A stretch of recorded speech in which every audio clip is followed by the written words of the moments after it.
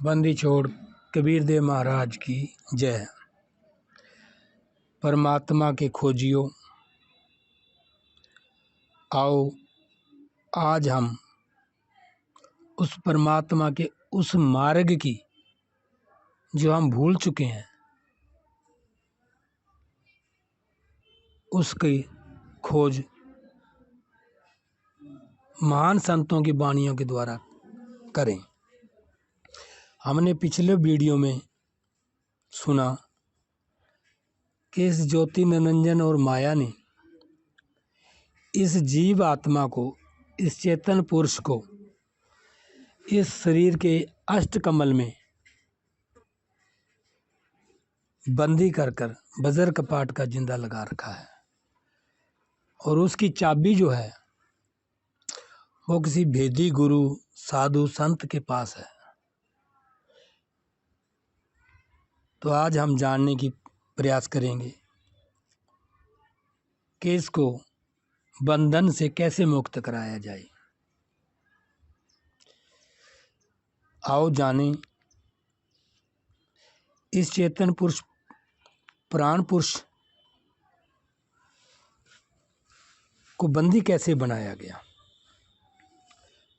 साहिब कबीर जी कहते हैं, 5 तत्व की गुदड़ी बनाई, बिच बिच हीरे लाल जड़ाए, चांद सूरज 2 थिगड़ी लगाई और प्राण पुरुष को ले पहनाई। तो ये चेतन पुरुष, ये प्राण पुरुष, इसको ये 5 तत्व धरती आकाश जल अग्नि वायु, इसका वस्त्र बनाकर, गुदड़ी बनाकर, इसको पहनाकर और इस शरीर में, इस बुत में कैद कर दिया गया है। तो इस के बजर कपाट का जो जिंदरा लगा हुआ है ये असंभव है खुलना।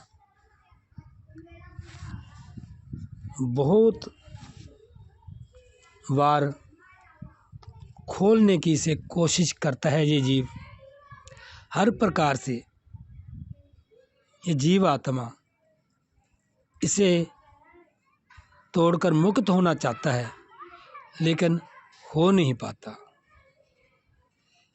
क्योंकि जब तक वो चाबी जो है, जो गुप्त चाबी है, वो इसको प्राप्त नहीं होती तब तक ये जिंदरा नहीं खुलता। साहिब कहते हैं कि ये चाबी किसी भेदी गुरु के पास है, किसी साधु संत के पास है। तो जब तक वो परमात्मा कृपा नहीं करता तो साधु का संग भी नहीं होता। साहिब कहते हैं, कृपा करे जे पार ब्रह्म ता होवे साधु संग। जब वो परमात्मा कृपा करता है तो किसी साधु संग होता है, साधु गुरु का संग होता है, किसी वेदी गुरु का संग होता है। ये मानव नर नारी रूप में आकर इस मृत्यु लोक में गुम हो चुका है। ये वो रास्ता भी भूल चुका है जिस मार्ग से ये आया है। ये जीव आत्मा नहीं जानता कि ये किधर से आया है और कैसे जाएगा। तो इस जीव आत्मा को मुक्त होने के लिए किसी भेदी साधु संत की खोज करनी पड़ेगी। तो वो साधु संग भी तभी मिलेगा जब पार ब्रह्म कृपा करेंगे।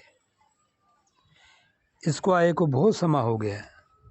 साहिब कबीर जी कहते हैं, कोट जन्म तेरे को भ्रमित हो गए, कुछ न हाथ लग्या रे, कुकर सुकर खर बया बोरे, कौआ हंस बुगारे। कोट जन्म तेने राजा कीनी, मिटी न मन की तिरछा। साहब कहते हैं कि ये जीव बंधन में रहकर भी इसको ये नहीं पता कि मैं बंधन में हूँ या आज़ाद हूँ। ये बंधन में रह के भी कभी राजा बनता है, कभी गरीब बनता है, कभी अमीर बनता है, कभी 1,84 में जाता है, कुकर बनता है, गधा बनता है, सूअर बनता है, कौवा बनता है, कभी बुगला बनता है। इस प्रकार ये 1,84 में भरमता रहता है।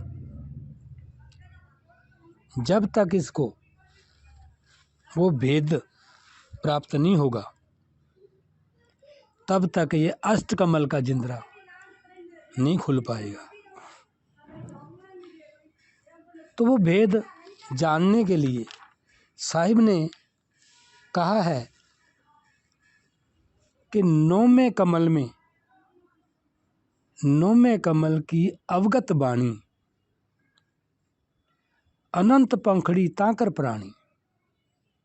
साहब इशारा करते हैं कि नौमे कमल की तरफ इशारा करते हुए कहते हैं कि नौमे कमल की अविगत बाणी, अनंत पंखड़ी ताकर प्राणी, तामे पूर्ण ब्रह्म अखंडा, निस्वासर धरनी नहीं चंदा। साहिब कहते हैं कि वो नौमे कमल का जो भेद है, नौमे कमल के अंदर जो अविगत बाणी है, अविगत रास्ता है, उसकी पहचान भी बता रहे हैं कि अनंत पंखड़ी हैं उसके। हे प्राणी, उस कमल की अनंत पंखड़ियां हैं। उस कमल के उस रास्ते के अंदर पूर्ण ब्रह्म, जो अखंड ब्रह्म है, जो पूर्ण परमात्मा है, वो रहते हैं, वास करते हैं। निस्वासर धरनी नहीं चंदा, वहाँ कोई धरनी नहीं है, कोई चंदा नहीं है, वो अधर में है। वो आगे कहते एक नाम सत्य कर बाणी, एक नाम सत्य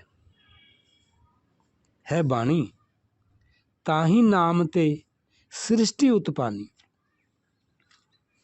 कि वो एक नाम है, कोई 2, 4, 5, 10, 7, 8 नहीं है, सिर्फ एक नाम की तरफ इशारा करते हुए कहते हैं कि एक नाम सत्य है बाणी, और उसी नाम से साहिब कहते हैं उसी नाम से सृष्टि उत्पन्न। ये सृष्टि की उत्पत्ति, ये मानव समाज की उत्पत्ति, जो जो इन आँखों से दिखाई दे रहा है, ये सब उसी एक नाम से ही उत्पन्न हुआ है। उसी नाम के बारे में साहिब गुरु नानक देव जी शब्द कहकर कहते हैं उस एक नाम को, शब्द धरती शब्द आकाश, शब्द शब्द भया प्रकाश, सगली सृष्टि शब्द के पास से, नानक शब्द घटे घटा से। वही नाम वही शब्द सबके पास है। उस शब्द रूप में पूर्ण ब्रह्म उस जीवात्मा के साथ है। तो ये नौमे कमल की जो बात साहिब कहते हैं, जिसके बारे में इशारा किया है कि ये कहाँ पर है नौमा कमल, कैसे पता चलेगा आम जीव को ये, तो इसकी खोज ही नहीं करना चाहता कोई, इसीलिए नहीं मिल पा रहा। साहिब कहते हैं नौमा कमल भान पर जानो, और मोक्ष स्थान यहीं से मानो। मोक्ष का मार्ग की शुरुआत, भक्ति की शुरुआत इस नौमे कमल से ही शुरुआत होती है। तो भक्त जनों, ये 33 अरब ज्ञान और ये बाहरी ज्ञान जीव उलझा हुआ है, इसको कैसे सुलझाया जाएगा? इन गुरुओं ने, साहिब कहते हैं, इन गुरुओं ने गाम बिगाड़े साधो, इन गुरुओं ने गाम बिगाड़े, ऐसे कर्म जीव के ला दिए, अब भोर जड़े न झाड़े साधो, अब भोर जड़े न झाड़े। ये उस भक्ति को इतना विचलित कर दिया गया, उस नौमे कमल की भक्ति को, मोक्ष के मार्ग को इतना विचलित कर दिया गया कि कोई समझ ही नहीं पा रहा। साहिब कहते हैं, नौ मन सूत उलझिया, ऋषि मुनि रहे झक मार। कोई सदगुरु, कोई संत ऐसा मिल जाए, फिर उलझे ना दूसरी बार। तो भक्त जनों, मार्ग तो कठिन नहीं है, लेकिन दुविधा ये है कि कोई जीव मुक्त होना ही नहीं चाहता, कोई खोजी बनना ही नहीं चाहता।